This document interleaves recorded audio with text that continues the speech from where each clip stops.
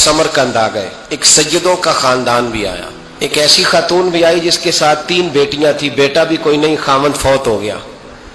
मस्जिद के साथ मेहमान खाने बने होते थे, वहां उसने बच्चों को ठहराया और निकली समरकंद में कि कोई आदमी मिल जाए और उससे कहूं कि थोड़ी सी मदद हो। वो चलते चलती एक सेठ के पास, रईस के पास पहुंची। जिन लोगों के पास दौलत आती है ना, वो कई दफा सख्त जुमले कहने लगते हैं जो अल्लाह को पसंद नहीं आते।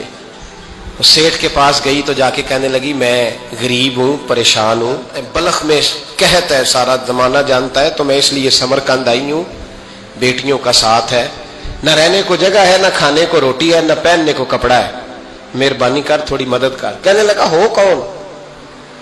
तो उस सैयदजादी ना कान आगे करके, हाँ किसी पे भी हालात सख्त आ सकते हैं, अल्लाह से डरना चाहिए, कान आगे करके ना कहने लगी, मैं सैयदजादी और यहाँ मेरा अपना कोई नहीं, मेहरबानी कर।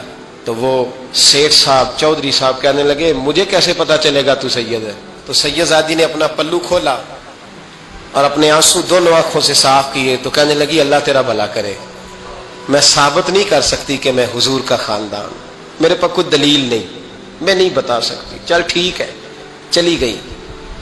किसी ने बताया कि यहाँ एक यहूदी भी रहता है, वो बड़ा सखी है, या आतिश परस्त है, या पारसी है काफिर गैर, सखी बड़ा है। उसके पास गई, बैठी रही, लोग बैठे थे, जब चले गए तो करीब गई, कहने लगी, मजबूर हूं, परेशान हूं, गरीब नहीं हूं। कहने लगा, बीबी तुझे कभी देखा नहीं, समरकंद की इतनी आबादी नहीं, मैं सारे शहर, तू कौन है? तो कहने लगी, तारफ ना ही पूछे तो अच्छा है। उसने कहा, चलो अगर पता चल जाए तो। कहने लगी, मैं मुसलमानों के नबी की औलाद हूं। मुसलमानों? उसने कहा, पैगंबर खुदा की औलाद? उठ के खड़ा हो गया, बीबी को साथ लिया, घर गया। कहने लगा, जो साफ सुथरा कमरा है ना, उसे फिर धो डालो, एक दफा फिर धो डालो। कमरा धुलाया, साफ कराया। फिर कहने लगा, बीबी मेरे बर्तन ज्यादा साफ सुथरे नहीं, मैं नए ना खरीद के ला दूं। फिर नए बर्तन लाया। फिर अपने बच्चों से कहने लगा, ऊंचा ना बोलना, कि सैयदा फातिमा की शहजादियां आई हैं, यहाँ कोई शख्स ऊंची बात ना करे।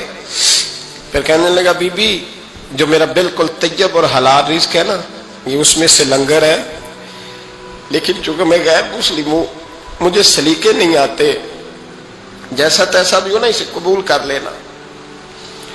खातून को कहने लगा, ये घर है, जब तक जी चाहे यहां रहना, पर देखना हो सके तो रात अपने नबी से सिफारिश करना, मेरा भी कोई मसला, मेरी भी कोई कबूलियत कहीं हो जाए। वो मुसलमान कहलाने वाला रात को सोया। कहते जन्नत सजी हुई है, लोग जन्नत में जा रहे हैं,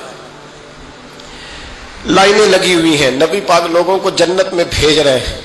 मैं भी दौड़ के लाइन में लग गया, फरिश्ते ने मेरा बाजू पकड़ा, का पीछे हट।